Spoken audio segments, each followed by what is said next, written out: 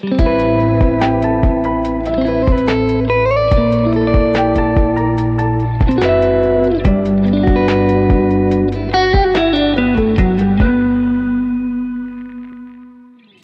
you speak, before you sell, before you show up, your frequency arrives first. That means your energy is already in the room long before your words. Today's episode isn't about doing more. It's about becoming still enough to understand that presence, true presence, is your greatest strategy. Welcome to the Dynamic Presence Podcast. I'm your host, Sue Perez. Let's talk about the strategy most people overlook and why your frequency is already doing the talking. So we know what that's like, right? We know when we're in a room and somebody enters and maybe they don't even say anything, or maybe they mumble, hello, good morning, or whatever. And the vibe is either welcoming or not welcoming. You feel it when you enter the room, and you also feel it when someone enters the room, right? There's this energy that gets transmitted. And we even say it. We say, I don't get good vibes from them. And you can't really clarify always what that means.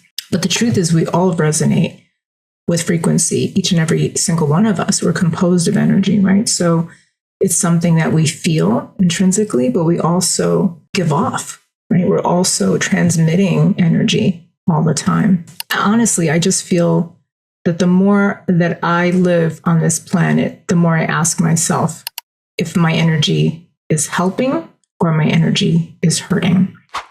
And it gives me an opportunity to reflect just on my intention and what it is I'm trying to accomplish. And when I'm working with my client, or when I'm at work, being in service, whatever it is that I'm doing, spending time with friends, I think about what I want to accomplish in that moment. If it's something I'm trying to help somebody with, if it's helping them to achieve some clarity, if I'm coaching them, I always start with my intention. I always think, what is it that I'm trying to accomplish here? Because I know that I have to resonate at a high frequency. I need to bring my A game. I have to be incredibly intentional about what I want to not just attract into my life, but what I want to share with the world, what I want to help somebody with. That is the frequency, that energy. We're all vibrating. So I ask myself, like, what do I want to really do here in this situation? And just asking myself that question gives me the clarity. It gives me that moment to just kind of take it in and think about it in a sense, right? Like contemplate, actually give it some thought. I think it's, as human beings, we just react. This is the reality. We have emotions, we have feelings, and we don't always stop to consider what our intention is or what we're trying to convey because we're emotional. And even when we're really struggling emotionally, sometimes that's the best thing that you can do is just take a break, just walk away, separate yourself so that you can get some clarity, so that when you return to this conversation or this situation, that you're vibrating at a higher frequency. Because when you're upset or emotional, you're not vibrating at that high level, right? You're feeling an emotion that you need to kind of experience, let it happen. And then you want to center yourself and have, again, that clarity. So those vibes, that's what we're talking about today. And I'm excited to share this because I find that more and more in the conversations that I'm having, not just at work or with my clients or with friends or family, it always comes back to this. It always comes back to how we show up, how we resonate. You know, what is that frequency that we're vibrating? And I think that there's a myth in the world that louder equals better, right? And we've been sold this belief that success equals noise, hustle, constant visibility. And you see that on social media. I don't know how you feel about social media, but honestly, I've come to a place where I just get anxious as soon as I open up any platform. I just feel like I'm bombarded. I'm bombarded with people selling me something, people demonstrating something, people, trying on something. Someone's dancing. Someone is, it's a picture of a recent event that is happening. It's a new baby. There's all this like traffic, right? That's on the internet. But more importantly, I just feel like overwhelmed by it. And it brings up a lot of feelings, and they're not feelings that I feel comfortable about. At the same time, I respect social media because it's a great way to connect with people and share and teach or do whatever you're doing in life and help people, it can be really impactful. But most of the time, I feel like the messages on social media are just overwhelming me. And that's how I feel. I just feel, and maybe it's because I'm mostly an introvert and I like quiet and I'm more chill and I like to take things at a slower pace, even though I live in a very busy metropolitan area. I live in New York City, so it's kind of challenging in that sense, right? Because we're so busy and we're always moving here, and there's a lot of overwhelm here just because of where we are geographically. But still, I find myself trying to get myself centered just to get through the day. And I think that there is this anxiety I feel, right, just in that social media presence, just in that expectation. And a few years ago, I was spending more time on the internet. I was doing more as a coach, as a business owner within my brand, utilizing social media platforms. And I was really interested in connecting with other business owners and entrepreneurs and joining different organizations until I felt like I needed to cancel myself from so many groups, even though they're inherently designed to connect.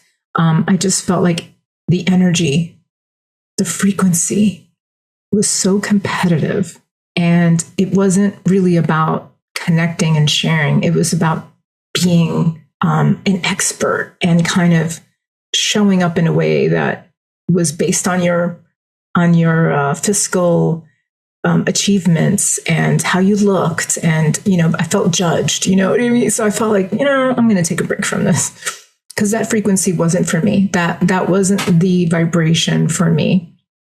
And, I think in terms of just balance and when we talk about attracting, like, attract, manifest, those are all great ideas and intentions. But if you're not vibrating at the right frequency, if you're not really resonating the kind of energy that you want to have or want to attract, you're not going to attract anything. You're going to manifest exactly what you are or how you're showing up.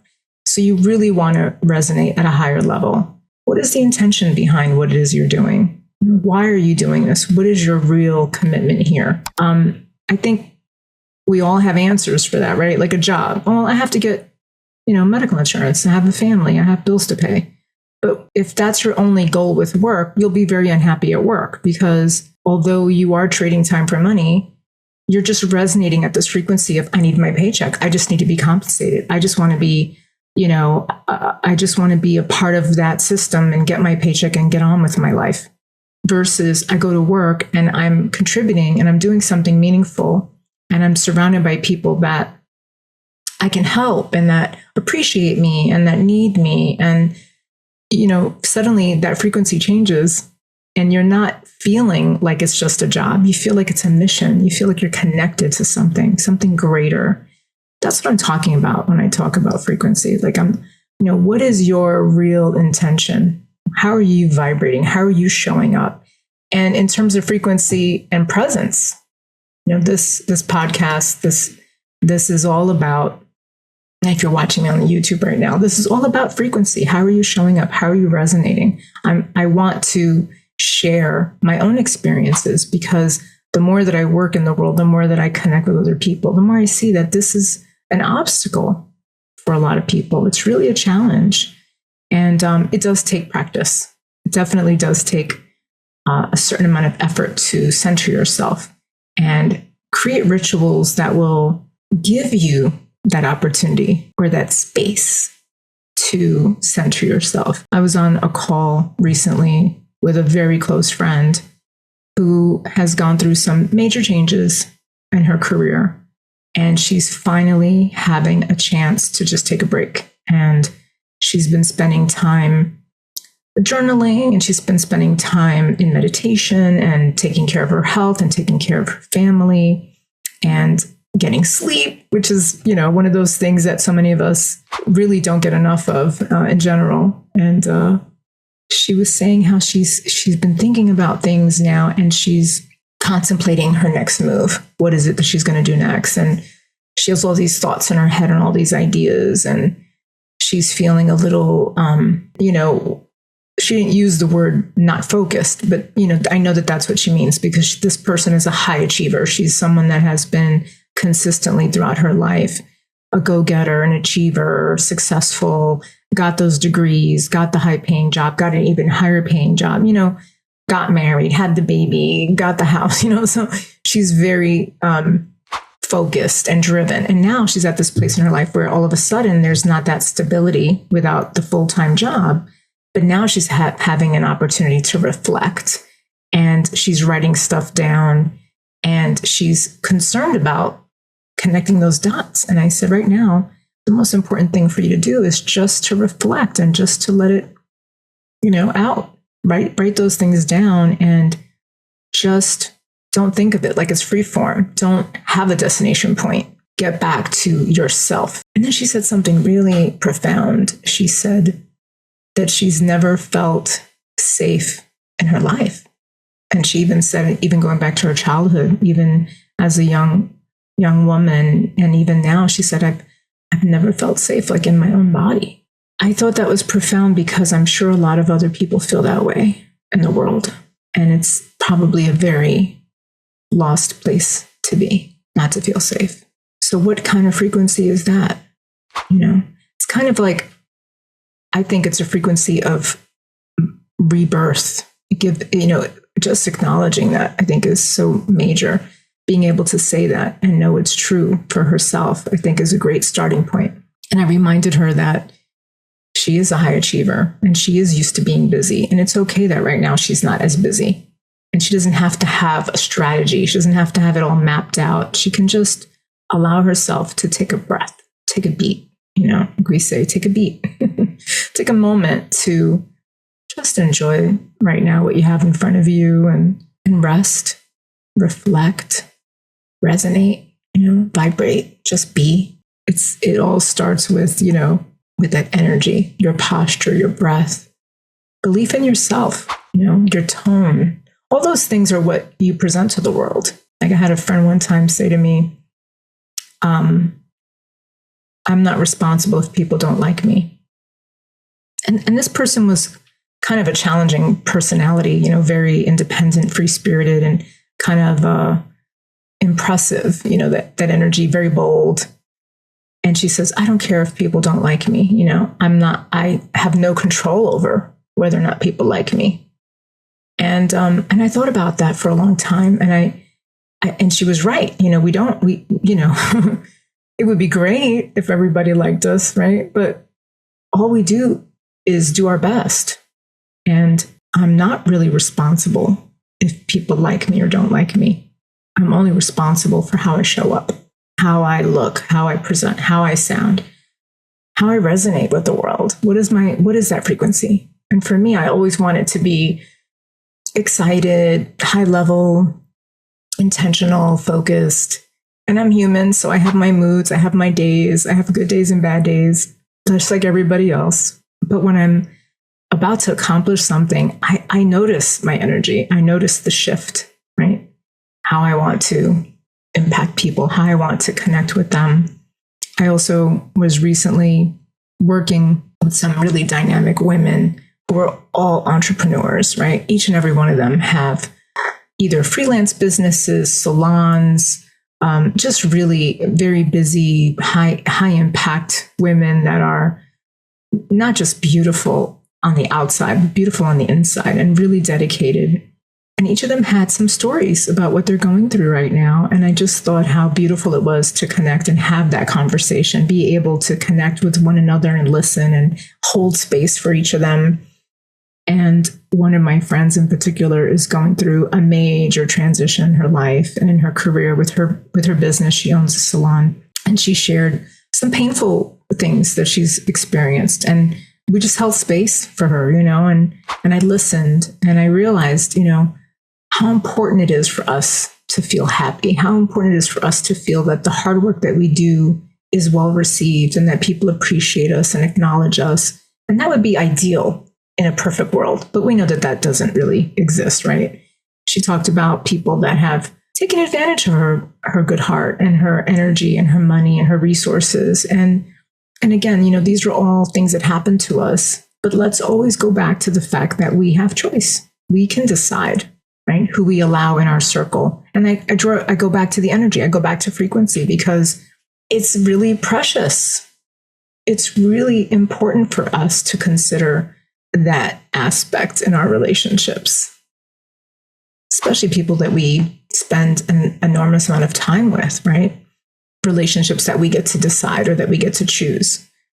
Why are we spending time in relationships or with anybody, friendships even, acquaintances, coworkers, people that we spend any amount of time that we connect, right? And it's not energy that's well received and positive and impactful. I often think of energy like money. It's a really precious, valuable resource. And I was having another conversation with someone, and I wanted to make a very clear point with them. And I said, would you just go up to some random person on the street and just give them $300? I'm not saying you wouldn't contribute if somebody needed it or that you wanted to make a donation or something. I'm not talking about that. I'm talking just a random, or go to your bank and just take out $3,000 and put it in a bag and drop it on the ground. Would you do that? The answer is no, right? We wouldn't do that with our money. So why would you do it with energy? Why would you allow someone to take advantage of your time and your energy, which is so precious, so valuable?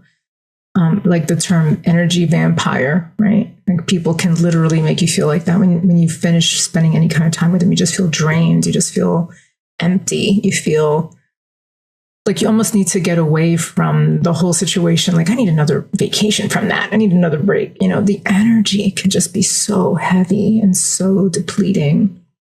What kind of energy are you bringing to the world? How do people feel when you walk in the room? I think it's a good question to ask, because if we consider that, if we think that way, we might show up different.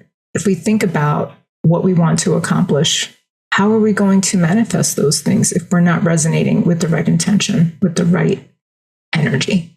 I always think about a time when I stopped chasing and started aligning. And that moment for me was when I realized in my own brand and in my own business, I didn't have to look for new customers. I just needed to take care of one client really well and make sure that I got the best transformation for them, like help them to get that result. And I focused all my energy one at a time. I never felt like I needed to go after a bunch of business and build my company. And there's all these different strategies and ways to, like they say, scale. And I just felt like, that sounds good in theory, but what really matters is that the person that's in front of me right now is the person that I have to serve, the person that is willing to take my guidance and hire me and want to work with me. That individual deserves all of my attention right now. I hope that you can consider right now, wherever you are in the world, what is your intention? How are you spending your energy? Think about water. I often think about the way water looks. Like we know the ocean has lots of energy, and we have seen what happens in storms with high winds and waves and tsunamis. But we also see water when it's still, when it's completely still on the surface, or the moon. Like when we look up at the moon and we see the different phases of the moon, the brightness, the different ways it changes its shape depending on where it is in the lunar calendar, that kind of energy, that kind of calmness, that kind of the way you feel when you look at the moon, that kind of glow, that kind of unknown. I remember being a child looking at the moon outside my window, not knowing, like I knew it was another planet. I was a child, but I knew I asked about it. Oh, it's the moon, it's a planet, but I remember staring at it, not knowing, and it was so mystical and so unknown and so mysterious. Or crystals. Crystals resonate a lot of energy. I personally like to hold on to crystals, and I use them sometimes in practice. But definitely crystals vibrate, and there's a frequency about them. And they're very stable, which is why we're drawn to them. So if you've been trying to be louder, trying to be more like what you see around you, it could be other people, it could be in business, other business owners, it could be anything, really, right? Don't be like other people who are trying to force their way into visibility. You don't have to be loud. You just have to vibrate at the right frequency. You just have to take a minute, go within, center yourself. You don't need to chase the algorithm. You don't need to obsess over how many likes and followers you have. You just need to return to your frequency. You don't need to chase the algorithm. You just need to return to your frequency. That's your fortune. That's your power. That's your presence. If this spoke to you, share it with someone who's been trying too hard. Let them know that they don't have to force their voice to be heard. They just need to come home to it. And please like and subscribe if you'd like more content like this.